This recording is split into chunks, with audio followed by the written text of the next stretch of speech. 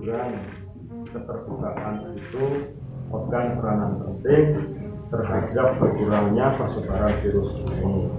Ya, kejujuran dan keterbukaan. Kalau memang sakit, katakan sakit. Sehingga petugas kami yang ini panasnya bukan main seperti ini, panas enggak? Panas sekali. Terpaksa harus melayani. Kalau enggak, mereka jadi korban. Mau dites, ya kalau sudah dites negatif, kalau ternyata positif.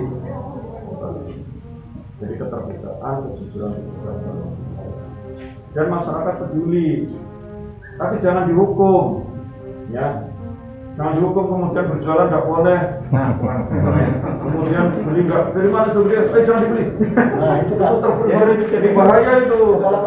Tidak sampai ke situ, ya, tidak sampai ke situ. Yang diwaspadai itu adalah orang-orang yang pernah berhubungan, yang lain tidak. Yang lain tidak. Ini Pak DPR lengkap, sampai petugas kami lengkap. Nggak ada yang beli bekas itu. Sebenarnya sosialisasi dan perintah untuk pencegahan virus corona ini sudah kita awali dari pertengahan bulan Maret 2020. Tepatnya yang kami melarang mulai tanggal 21 Maret 2020 di Kabupaten Oku Timur. Tapi gerakan pada waktu itu setelah terbentuknya tim Satgas itu tidak terpadu, masing-masing bergerak sesuai dengan tugas yang dibagi dalam Satgas itu per wilayah.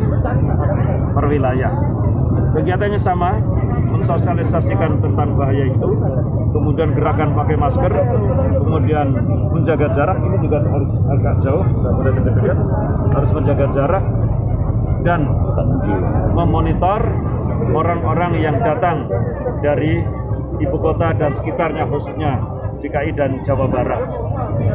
Itu sudah kita laksanakan dari pertengahan bulan Maret yang lalu.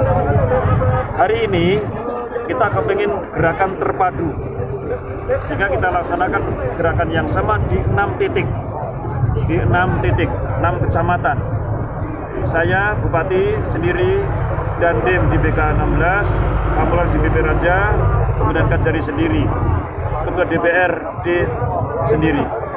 Tapi gerakannya serentak dalam satu hari. Pak, bagaimana dengan situasi perkembangan COVID-19 di Kabupaten Oku Timur, Pak? Pertama, perkembangan orang yang masuk. Begitu masuk bulan puasa, itu menjadi sangat sedikit sekali.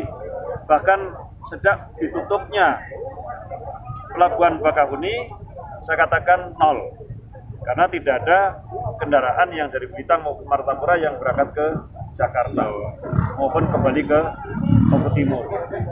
Nah, ini menguntungkan kita. Maka poskonya pun kami gabung menjadi sama dengan Poskotis di awal bulan Ramadan kemarin. Kemudian juga semakin baik orang-orang yang dipantau maupun orang-orang yang diawasi. Jangan lupa subscribe, share, komen, dan like ya.